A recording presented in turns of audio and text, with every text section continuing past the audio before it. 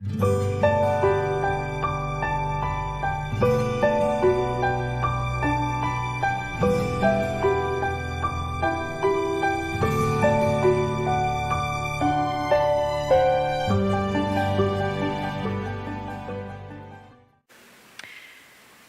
우리 금요기도에 이렇게 찾아오신 성도님들 주님의 이름으로 환영합니다.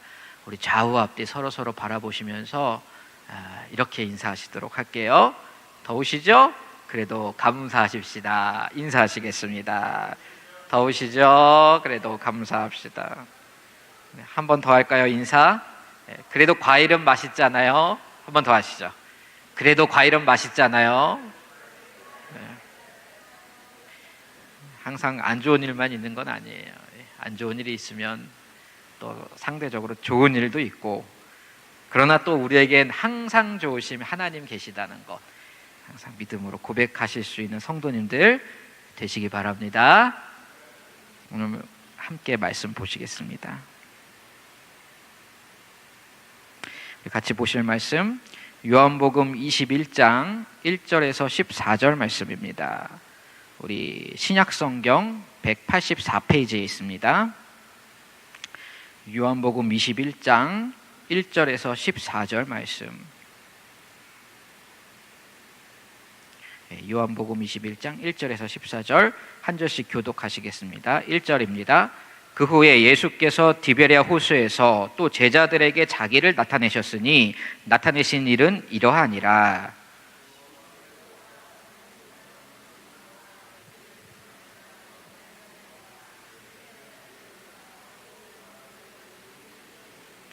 시몬 베드로가 나는 물고기 잡으러 가노라 하니 그들이 우리도 함께 가겠다 하고 나가서 배에 올랐으나 그날 밤에 아무것도 잡지 못하였더니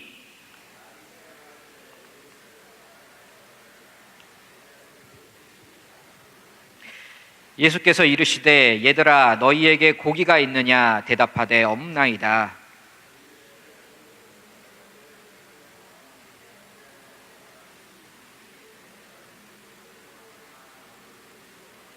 예수께서 사랑하시는 그 제자가 베드로에게 이르되 주님이시라 하니 시몬 베드로가 벗고 있다가 주님이라 하는 말을 듣고 겉옷을 두른 후에 바다로 뛰어내리더라.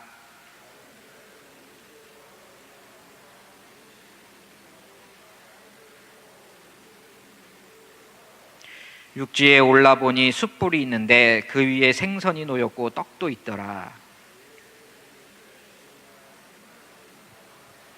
시몬 베드로가 올라가서 그물을 육지에 끌어올리니 가득히 찬 큰 물고기가 153마리라 이같이 많으나 그물이 찢어지지 아니하였더라.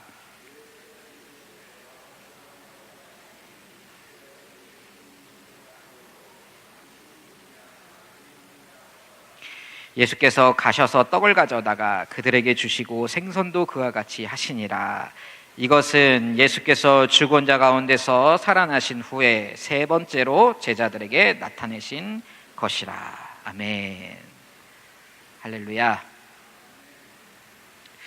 오늘 말씀의 등장인물들, 주인공들은 예수님의 제자들이죠. 예수님의 제자들은 잘 아시는 것처럼 교회 역사상 12사도라 이렇게 불리면서 많은 존경을 받았고, 또 카톨릭에서는 어떻습니까? 예수님의 거의 버금갈 정도로 엄청난 성인으로 이렇게 추대되면서 마치 신처럼 그렇게 숭배도 받고 있는 그런 인물들입니다. 그들은 성경의 저자였고 초대교회의 사도였으며 성령으로 충만한 그런 전도자로서 이렇게 우리는 기억하고 있고 성경도 증언을 하고 있습니다. 그러나 오늘 우리가 읽은 본문에서 보여지는 이 제자들의 모습은 앞서 언급해드린 그런 수식어를 붙이기가 좀 어렵습니다. 이 시점이 어느 시점입니까? 바로 예수님이 부활하시고 승천하시기 전까지 그 사이에 있었던 그 일들을 기록했던 시점입니다.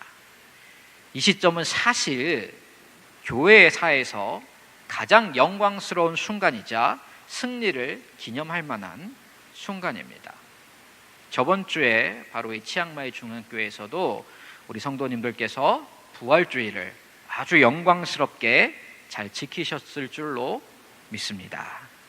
하지만 적어도 이 본문의 시점에서 이 제자들에게는 이 날들이, 예수님이 부활하신 후에 이 시점이 자신의 신앙 이력의 가장 어두운 시기요, 부끄러운 시기요, 실패의 바닥을 헤매던 그러한 시기다라고 말씀드릴 수가 있습니다.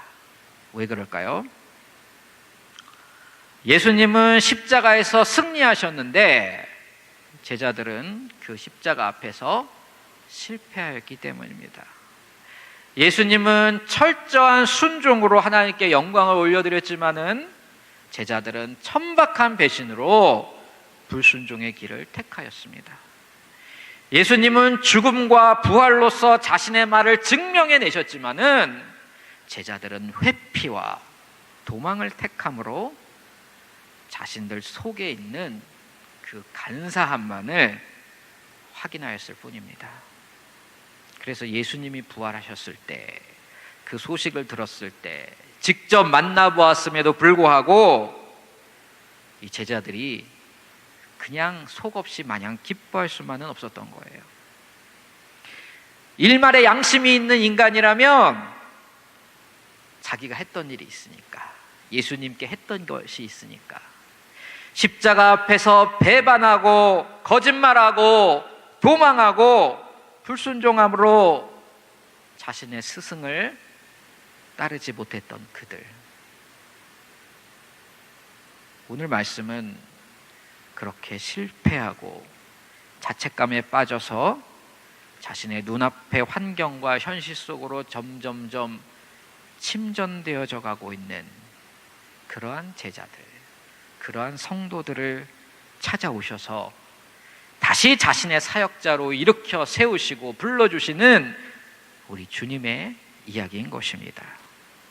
이 이야기는 단지 2000년 전 믿음이 부족하였고 못 배웠던 갈릴리의 못난 제자들만의 이야기가 아닐 것입니다. 사실 이 이야기는 바로 나의 이야기고 우리들의 이야기입니다.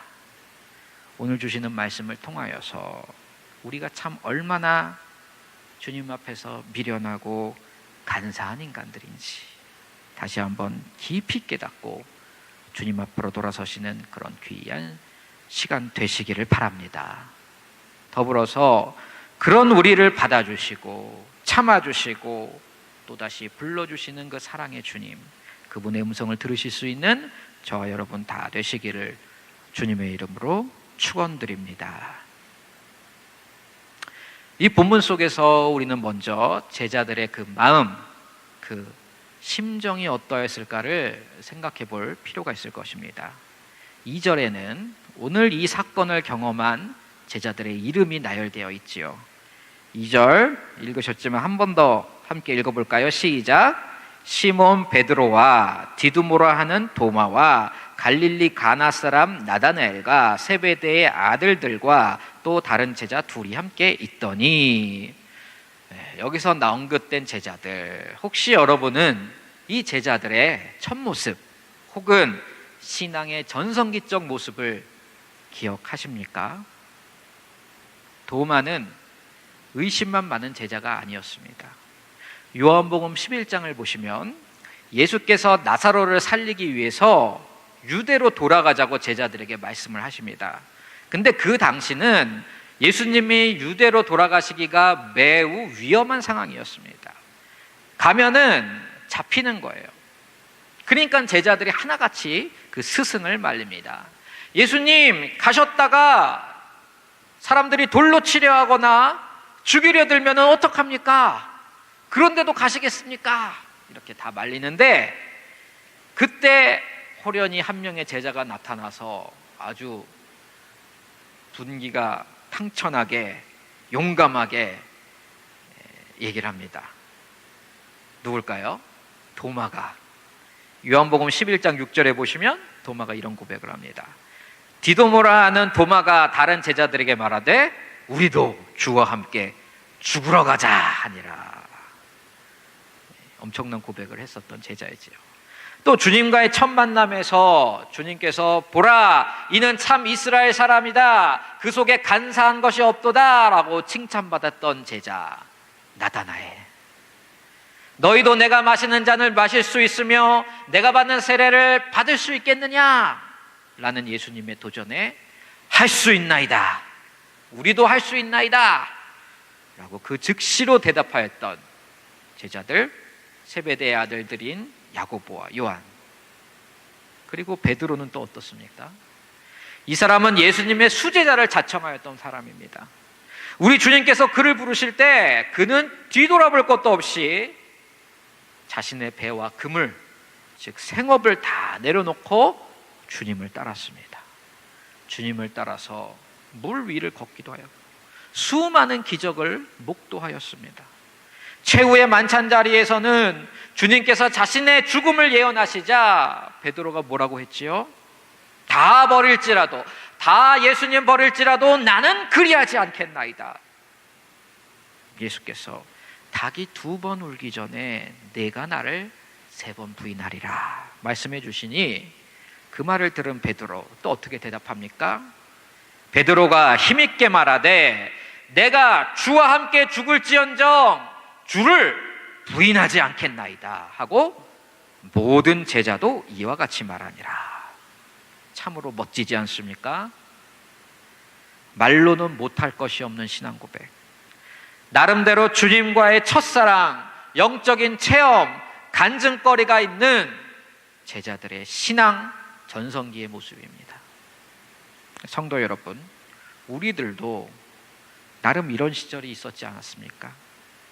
우리들도 주님과 처음 만났을 때 두근거리던 감격이 있었고 주를 위해 죽어도 좋다고 고백하던 시절이 있었으며 세상 사람 다 주를 버려도 나만큼은 절대 주를 떠나지 않겠노라 기도하던 그 시절, 신비로운 영적 체험을 하고 말씀에 늘 목말라 있으며 늘 교회에 가고 싶고 기도하는 자리가 너무나 좋던 그 시절 우리도 다 잊지 않았나요? 이렇게 화려한 영적 간증은 없더라도 적어도 우리가 그리스도인이라면 주님을 내 인생의 구세주요 왕으로 모시겠다고 하나님과 교회 앞에서 엄중하게 서약하였던 그 세례 순간을 기억할 수도 있을 것입니다. 마치 우리가 연애를 하고 결혼을 막 해서 신혼여행을 떠날 때 그 순간의 기분 좋음, 짜릿함처럼 그 허니문으로 인해 인생이 온통 다 그냥 핑크빛으로 물들었던 그 시간들처럼 한번 상상해 보시죠. 너무 오래돼서 기억이 잘 안 나시나요? 그러한 순간이 우리도 주님과의 관계에서, 우리 신앙에서 있었단 말입니다. 그러나 허니문은 짧고 현실은 깁니다. 처음 사랑하는 사람과 연애를 할 때 나오던 그 핑크빛 호르몬은 시간이 갈수록 줄어듭니다.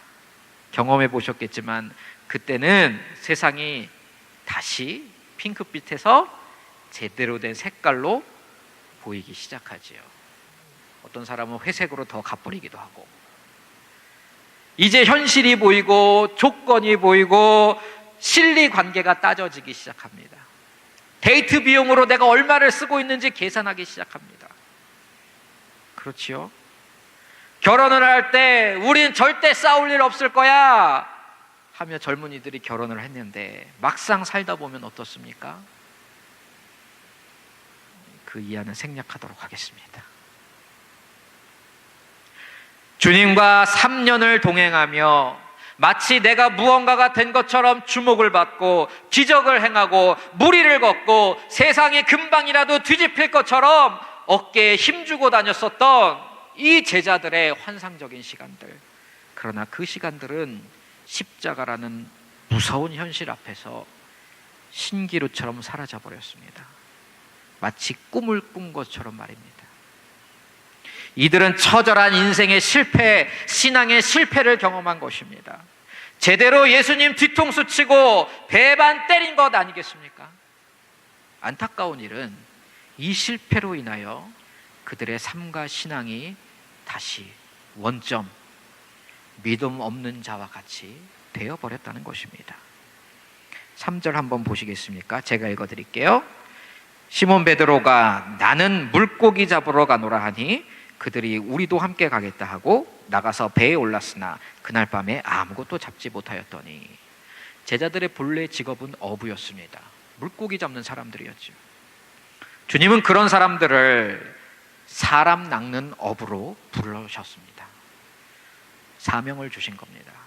그러나 십자가 앞에서 처절하게 실패와 상실을 경험한 제자들은 그 속에는 우리 주님이 주셨던 비전과 사명이 사라져 버렸습니다. 베드로는 본문에서 말합니다. 나는 물고기나 잡으러 가야겠다. 여러분 생각해 보십시오. 잘 생각해 보십시오. 이 말이 예수님의 수제자가 그 스승이 죽음으로부터 부활하셨는데, 두 번이나 그 예수님을 목격했는데, 그 주님을 만났는데 과연 내뱉을 수가 있는 말이겠습니까? 나는 물고기나 잡으러 가야겠다. 그리고 제자들도 하나같이 그 뒤를 따라 다시 어부로 돌아갑니다. 사람을 낚는 어부가 다시 물고기를 잡는 어부로 돌아가 버렸습니다. 다시 먹고 살 걱정을 해야 했습니다. 다시 현실적인 문제에 부딪혀 하루하루 그것을 해결하며 살아가는 생존의 인생으로 되돌아왔습니다. 예수님을 만났지만, 그분을 경험하였지만, 처절한 신앙의 실패 후엔 다시 원점으로 되돌아 버린 것입니다. 세상 사람들과 별 다를 바 없는 모습, 아니 어쩌면 그보다 못한 처지가 된 것입니다. 나는 물고기나 잡으러 가련다 하는 이 베드로의 대사 속에는 그러한 포기와 실패, 상실감이 묻어 있는 것입니다. 성도 여러분, 우리들은 어떻습니까? 우리도 주님과 함께 걷는 이 길이 마냥 장밋빛일 줄 알았지만, 이 신앙의 길이란 것이 현실적으로 그리 만만한 길이 아니지요. 기독교인이 걸어가는 길의 궁극적 종착점, 최종 목적지 어디입니까? 바로 십자가입니다. 십자가는 고난과 수치와 모욕을 말합니다. 십자가는 멸시와 희생, 가난과 외로움을 상징합니다. 성화의 의미는 그리스도를 닮아간다는 의미죠. 그런데 우리가 십자가를 빼놓고 그리스도를 닮겠다 할 수 있습니까? 십자가 없는 그리스도를 닮겠다, 나는 그러한 성화를 선택하겠다 할 수가 있겠습니까?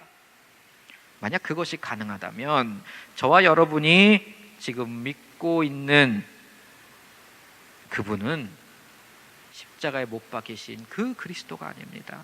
성경이 말하고 있는 우리 예수님이 아닌 것입니다. 그 십자가 앞에서 저와 여러분은 어떤 선택을 하셨습니까? 나를 모욕하는 자, 나를 배반하는 자, 나의 수치를 드러내는 그 자들, 우리는 어떻게 대하셨습니까? 이생의 자랑, 육신의 안목을 위해, 내 쾌락을 위해서만 어쩌면 내 인생의 모든 우선순위를 결정하며 살아오시지는 않으셨나요? 어떻게 하면 내가 더 기쁠까? 어떻게 하면 내 이 한 몸뚱아리가 더 편할까? 어떻게 하면 나 힘들게 하는 사람 좀 안 보고 살까? 나만 별일 없으면 우리 이웃이야 어찌되든, 나만 먹고 살만하면 우리 교회야 어찌되든, 나라야 어찌되든, 저와 여러분이 그동안 선택해온 길들은 우리 주님이 가신 그 십자가의 길이었습니까? 아니면 오늘 등장하고 있는 제자들이 선택한 것처럼 십자가를 피하고 타협하고 합리화했던 그 길이었습니까? 오늘 십자가로부터 도망친 제자들이 나는 물고기나 잡으러 가야겠다 한 이 말은 사실 그동안 우리가 내뱉었었던 그 말들이 아니었을까요? 나는 돈이나 벌러 가야겠다. 나는 우리 애나 잘 키우러 가야겠다. 나는 내 취미 생활이나 하러 가야겠다. 나는 좀 쉬러 가야겠다. 내가 먼저 살고 봐야겠다. 우리 주님이 계셨더라면 어떤 선택을 하셨을까요? 이렇게 말씀하시지 않으셨겠습니까? 나는 고난 받으러 와야겠다. 나는 바보가 되기 위해 와야겠다. 나는 세상으로부터 무시당하기 위해, 십자가 지기 위해 가장 낮은 자리, 가장 별 볼 일 없는 자리, 그 누구도 있고 싶어 하지 않는 그 자리로 나는 너희를 위해 죽으러 와야겠다. 신앙의 원점으로 퇴보하여서 성화의 삶이 다 무너져 내린 채로 혹시 살고 계신 성도님들이 계십니까? 예수님 믿고 사는 게 뭐 이런 거지. 이렇게 살다 천국만 가면 그냥 본전 뽑는 거지.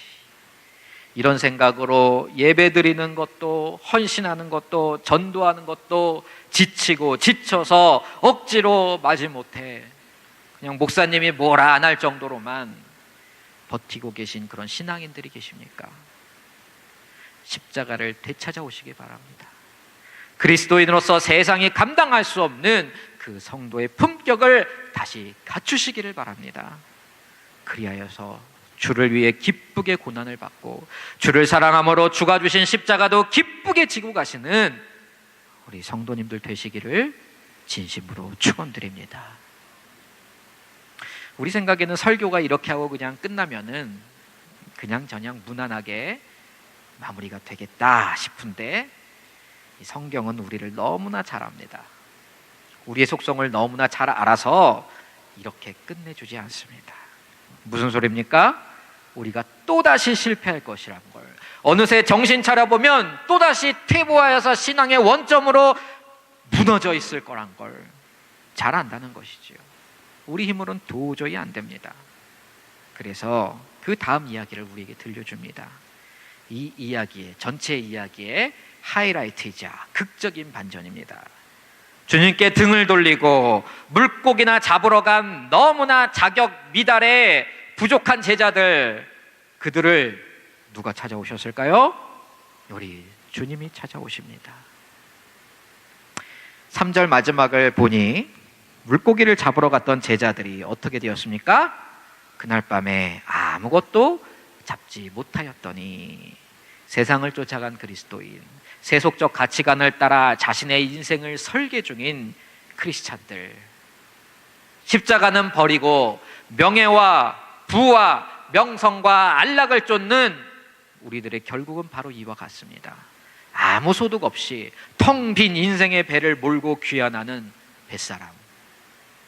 어부에게 있어서 텅 비어버린 배만큼이나 절망적인 상황이 또 어디 있을까요? 이때 말할 수 없는 그 허탈한 마음, 자책감, 이런 것들이 우리를 휘감습니다. 내가 이러자고 그리스도인 되었나?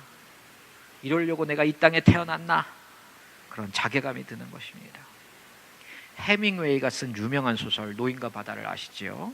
저는 어렸을 때 처음 읽었는데, 읽은 다음에 한동안 충격에서 헤어나오지 못했었던 경험이 있습니다. 스토리를 다 아실 거예요. 그 노인이 엄청나게 큰 물고기를 잡았어요. 평생에 한번 잡기도 힘든. 근데 그 기쁨은 잠시요. 나중에 육지에 도착해 보니 그 물고기가 어떻게 되었습니까? 뼈만 남았어요. 상어들이 다 뜯어먹어가지고 정말 죽을 고생을 해서 며칠 고생해서 그 큰 물고기를 잡았더니 오는 길에 상어가 다 뜯어먹어서 뼈만 남은 물고기 뼈만 갖고 귀환을 했습니다. 어린 나이에 그걸 읽고 나서 막 분노가 일어나는 거예요. 도대체 이 작가는 무슨 생각으로 이런 이야기를 썼을까? 이따구 이야기나 들려주려고 글을 쓰고 책을 만들었나? 이야기가 뭐 이래? 저는 당연히 모든 이야기는 해피엔딩, 권성징악, 노력한 만큼 보상을 받는 것, 이런 것으로 끝나야 된다고 생각을 했었던 시절이었기에 그 소설이 도저히 이해가 되지 않는 거예요. 근데 크니까는 이해가 됩니다. 야, 이게 정말 리얼한 인생이구나. 현실이 이렇구나. 뭔지도 모르고 나를 행복하게 해줄 그 무언가를 찾아 내 온 인생을 바쳐 죽도록 고생을 하는데 결국 그 대가는 빈손, 뼈만 남은 물고기, 텅 빈 배, 즉 죽을 때는 다시 빈손으로 원점에 돌아와 버리는 것, 이것이 인생의 본질이구나. 그러나 성도 여러분, 우리에겐 기쁜 소식이 기다리고 있음을 기억하시길 바랍니다. 그 자괴감과 허탈함, 절망과 외로움만을 싣고 귀환하는 텅 빈 배를 기다리시는 한 분이 계십니다. 세상에서는 아무도 실패한 배를 기다리지 않습니다. 만선인 배를 기다려주지, 만선인 배를 환영해주지, 세상에서는 아무도 축 처져서 기운 빠져버린 배의 선장을 환영하지 않습니다. 세상은 빵빠레를 울리면서 위풍당당하고 화려하게 귀환하는 그런 성공한 배, 큰 배의 선장만을 기다려주고 환영할 뿐입니다. 그러나 세상 유일하게 한 분, 우리 주님만은 기운이 다 빠져서 절망감만이 뚝뚝 떨어지는 그 인생의 배를 아주 전부터 계속 기다리고 계셨습니다. 여기서부터 이제 영화의 한 장면이 시작이 되지요. 5절을 보시면 예수님께서 물으십니다. 얘들아, 너희에게 고기가 있느냐? 근데 제자들은 누군지 몰라요. 그리고는 처음 만났을 때 그 장면을 다시 재현하십니다. 배 오른편으로 그물을 던져라. 그러자 그 그물에 물고기가 가득 차서 올라왔을 때 제자들의 온몸에 소름이 돋지 않았을까요? 요한의 말을 들은 베드로가 바로 물속으로 뛰어들어갑니다. 주님이시다. 베드로가 왜 물속으로 뛰어들었을까요? 예수님께 자기가 수영 얼마나 잘하나 보여주려고? 글쎄요, 그냥 제 개인적인 생각으로 상상해 본 거긴 하지만 아마 갈릴리 사나이에 눈물을 감춰보려고 바닷물에 뛰어든 것 아니었을까 추측합니다. 너 우냐? 그러면 아니요, 바닷물인데요, 이러려고. 미안한 마음에 눈물이 너무 많이 흘러내리니까. 너무 다급한 나머지 이 옷을 벗은 채 수영을 해야 되는데 주워 입고 수영해서 주님께로 달려갑니다. 나름 예의는 갖추려고. 그렇게 주님께 갔는데 할 말이 있을까요? 없을까요? 12절을 한번 보시겠어요? 제가 읽겠습니다. 예수께서 이르시되 와서 조반을 먹으라 하시니 제자들이 주님이신 줄 아는 고로 당신이 누구냐 감히 묻는 자가 없더라. 이때 제자들의 마음을 잘 대변해 줄 수 있는 사자성어가 하나 있습니다. 뭘까요? 유구무원. 제자들이 주님 앞에서 할 말이 없는 거예요. 이것이 주님 앞에 서 있는 저와 여러분의 모습입니다. 유구무원. 우리가 살아가면서 얼마나 더 주님을 배반해야 하고 얼마나 더 주님을 욕보이며 살아가겠습니까? 얼마나 더 주님께로부터 도망치고 얼마나 더 주님을 무시하고 살아갈까요? 우리의 죄된 본성상 조금 상태가 덜할 뿐이지 죽을 때까지 그러고 살지 않겠습니까? 그러다 이 인생의 텅 빈 배를 몰고 기운 없이 이 자리로 돌아올 때마다 변함없이 여기에서 우리를 기다리고 계시는 우리 주님, 나를 위해 십자가에서 돌아가시고 나를 위하여 다시 살아나신 그 구세주를 우리는 만날 수가 있을 것입니다. 그 주님은 우리를 향하여서 처음과 똑같은 사랑의 음성으로 우리를 향해 물으실 것입니다. 얘야, 뭐 잡힌 것 좀 있더냐? 무슨 말입니까? 얘야, 나 없이 살만하더냐? 나 없는 세상에서 뭐 좋은 것 좀 있더냐? 그분은 그런 배반한 제자들에게 물고기도 잡게 해주시고 아침도 차려주시고 그리고 결정적으로 우리가 읽진 않았습니다만 본문 이후 14절 이후 다시 제자들을 사람 낚는 어부로 세우십니다. 사역자로 사명자로 비전을 회복시켜 주십니다. 내가 나를 사랑하느냐? 내 양을 먹이라. 말씀을 정리하겠습니다. 십자가를 피하여 도망한 제자들, 그들은 우리의 모습과 꼭 닮았습니다. 십자가를 떠나서 그들이 할 수 있었던 건 고작 다시 생계형 업으로 돌아가는 길밖에 없었듯, 신앙의 본질을 떠나 우리가 할 수 있는 건 밤새도록 인생의 고깃배를 내 힘과 노력으로 채워보려는 헛된 그런 노력뿐일 것입니다. 그 노력의 끝에는 아무것도 없습니다. 주님을 만나기 전과 다름없이 텅 빈 인생의 배를 모는 실패한 어부들만이 남아있을 뿐입니다. 우리 주님은 그러한 그들을, 제자들을, 우리들을 다시 부르십니다. 배반자를 부르십니다. 실패자를 부르십니다. 가짜라고 손가락질 받아 마땅한 그 겨자씨만도 못한 신앙을 가진 그런 낙오자들을 불러 다시 제자로 세워주십니다.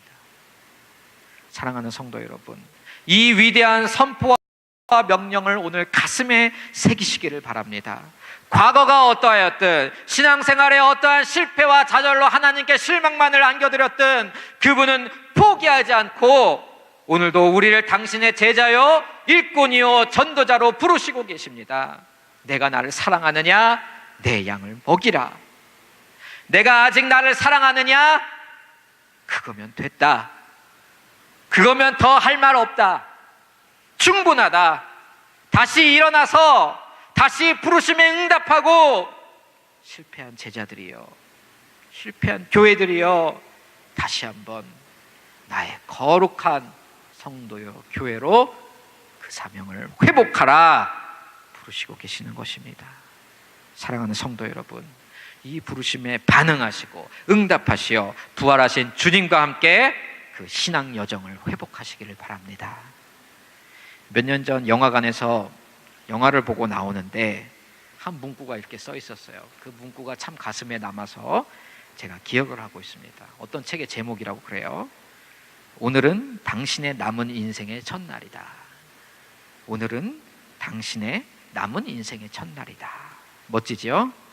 이 문장을 조금 바꿔서 부활절 그 이후를 시작하시는 우리 성도 여러분들에게 도전을 드리고 싶습니다. 오늘은 다시 부름받은 인생의 첫날이다. 우리 따라해 볼까요? 오늘은 다시 부름받은 인생의 첫날이다. 부활하신 주님이 저와 여러분을 다시 부르고 계십니다. 다시 부름받은 이 하찮은 인생, 딴 데 써봤자 뭐 별 볼 일 있겠습니까? 주를 위해 씁시다. 주를 위해 한 번 받은 인생 아낌없이 헌신하시는 저와 여러분 되시기를 주님의 이름으로 축원합니다. 함께 기도하시겠습니다.